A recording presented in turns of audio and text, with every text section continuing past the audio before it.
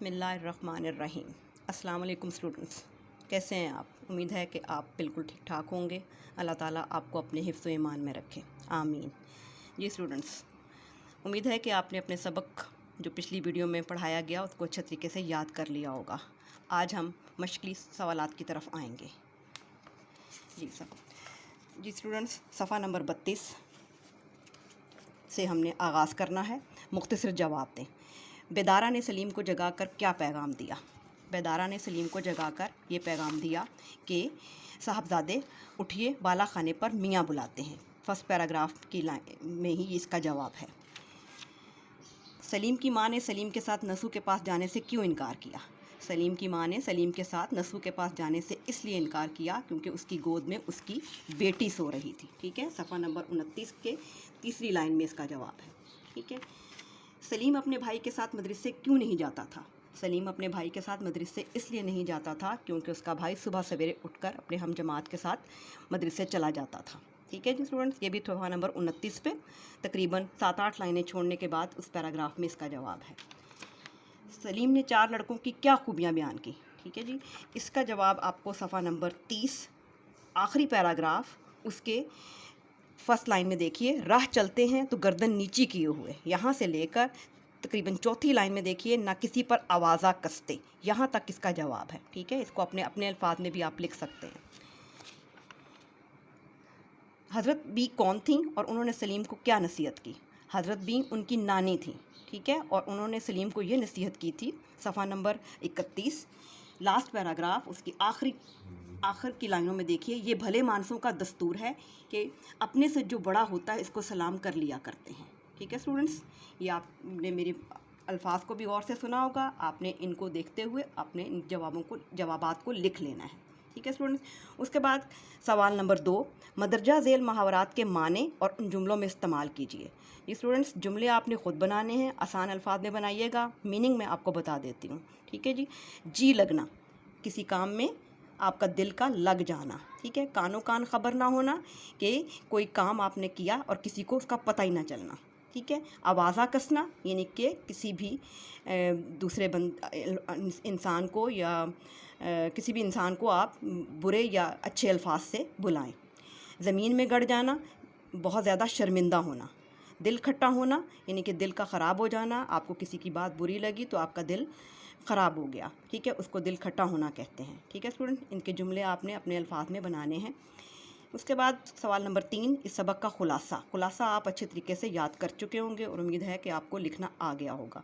सवाल नंबर 4 अल्फाज की, सवाल नंबर 4 और 5। ठीक है, सवाल नंबर 4 जमा है, वो भी आपको लिखी हुई सूरत में पेज पे मिल जाएगी, आप वहाँ से लिख लीजिएगा। इसी तरह सवाल नंबर 5 तलफ़्फ़ुज़ वाज़िया करना है, लफ्ज़ों के तलफ़्फ़ुज़ वाज़िया करने हैं अराब लगाकर, तो अराब भी आपको लिखी हुई सूरत में बता दिए जाएंगे, वहाँ से आप उतार लीजिएगा और उसको याद करने की कोशिश कीजिएगा। सवाल नंबर 6, इसके बारे में भी आपको बता दिया गया था कि सबक की सीरीज़ उर्दू किस तरह से की जाती है। मुसन्निफ़ का नाम लिखा जाता है, सबक का नाम आपको आना चाहिए और पैराग्राफ का महल्ले वक़ू पता होना चाहिए कि ये पैराग्राफ कहाँ से लिया गया है, तो उसको मद्देनज़र रखते हुए आपने इस पैराग्राफ की सीरीज़ उर्दू करनी है। इसके बाद सवाल नंबर 7 और सवाल नंबर 8 ये स्टूडेंट्स आपने ख़ुद करने हैं। ठीक है, बिल्कुल आसान है, आपके किताब से आपके सबक से रिलेटेड है। अगर आपने सबक को अच्छी तरह से पढ़ा है तो इनके जवाबात तलाश करने में कोई मुश्किल नहीं आएगी। ठीक है स्टूडेंट्स, और इसके अलावा नावल है, नावल के बारे में आपको बता चुकी हूँ कि नावल कैसी सिनफ़े अदब है। ठीक है स्टूडेंट्स, इसके बाद आज हम थोड़ा सा बी वर्क भी करेंगे। ठीक है, बी वर्क के लिए हमने सबसे पहले आपको जो वीडियो दी थी उसमें आपके ने मुकालमा पढ़ किया था जो कि आपके सिलेबस में शामिल था। इसके बाद आपके सिलेबस में कहानियों का आगाज़ होना है। ठीक है, कहानियाँ 3 आपके सिलेबस में शामिल हैं, इत्तफ़ाक़ की बरकत, नाइत्तफ़ाक़ी का अंजाम और झूठ की सज़ा। ठीक है, ये सफ़ा नंबर 110 और 111 पर हैं। ठीक है स्टूडेंट्स, आज हम 2 कहानियों के बारे में बातचीत करेंगे। ये दोनों कहानियाँ एक दूसरे से रब्त रखती हैं। आपके सामने नज़र आ रहा होगा आपको कि इत्तफ़ाक़ की बरकत के साथ अलिफ़ लिखा हुआ है और नाइत्तफ़ाक़ी के अंजाम के साथ बे लिखा हुआ है। मीन कि दोनों कहानियाँ एक दूसरे से मिलती जुलती हैं, सिर्फ इनके नतीजे फ़र्क हैं। ठीक है, नतीजा आपको इसलिए बताना भी ज़रूरी है कि इस नतीजा जो आखिर में अब कहानी पढ़ने के बाद या लिखने के बाद जो नतीजा लिखना है उसके एक अलग से मार्क्स होते हैं। ठीक है स्टूडेंट्स, कहानी लिखने का तरीकाकार आप सबसे पहले फॉलो करें, जैसे मुकालमे का था इस तरह इसका भी है कि कहानी पैराग्राफ की सूरत में लिखी जाती है। ठीक है, इसमें भी अगर इन्वर्टेड कॉमास में कोई बात किसी की कही हुई बयान करनी है तो इन्वर्टेड कॉमास लगाने हैं, किसी को मुखातिब करना है तो हाइफन लगाना है, क्वेश्चन किसी से सवाल किया जा रहा है तो क्वेश्चन मार्क लगाना है। ठीक है, ये 3-4 बातें आपने ध्यान रखनी है और आखिर में नतीजा ज़रूर लिखना है, उसके अलग से मार्क्स होते हैं। ठीक है स्टूडेंट्स, कहानियाँ आपने ख़ुद पढ़नी है, कोई मुश्किल अल्फाज नहीं है इसमें, सिर्फ कहानी 2 से 3 किरदारों पर मुश्तमिल है। ठीक है, पहली कहानी में 2 बैल और 1 कसान है। ठीक है, दोनों बैल आपस में दोस्त थे, एक दूसरे का मिलकर साथ देते थे, इकट्ठे रहते थे और मिलकर अपनी जानों की हिफाजत करते थे। लेकिन एक दिन क्या हुआ कि शेर आया, वो इन पर हमला करने लगा, लेकिन दोनों शेरों ने मिलकर उसका मुकाबला किया और उसे भगा दिया।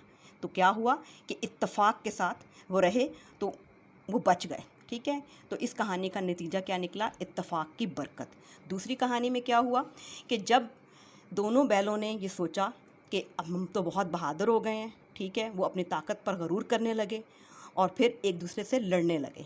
एक ने कहा कि मैं ज़्यादा बहादुर हूँ, दूसरे ने कहा मैं ज़्यादा बहादुर हूँ, और ऐसे में वो अलग अलग हो गए। जब अलग अलग हो गए तो अचानक एक दिन शेर उन पर हमला आवर हुआ और पहले एक बैल को चीड़ फाड़ कर खा गया और फिर दूसरे को। तो अंजाम क्या हुआ कि ना इत्तफाक़ी का अंजाम इसको कहते हैं। ठीक है, कि दोनों बैल अपनी ना इत्तफाक़ी की वजह से अपनी जान से हाथ धो बैठे। ठीक है स्टूडेंट्स, आपने अच्छी तरह से इन दोनों कहानियों को पढ़ना है और लिखना सीखना है। उम्मीद है कि आपने आज के सबक को बहुत अच्छे तरीके से सुन लिया होगा। अल्लाह ताला आपका हामी व नासिर हो। और स्टूडेंट्स, आपने आगे बढ़ना है। ठीक है, पीछे नहीं हटना, पीछे मुड़कर देखने वाले पीछे रह जाते हैं।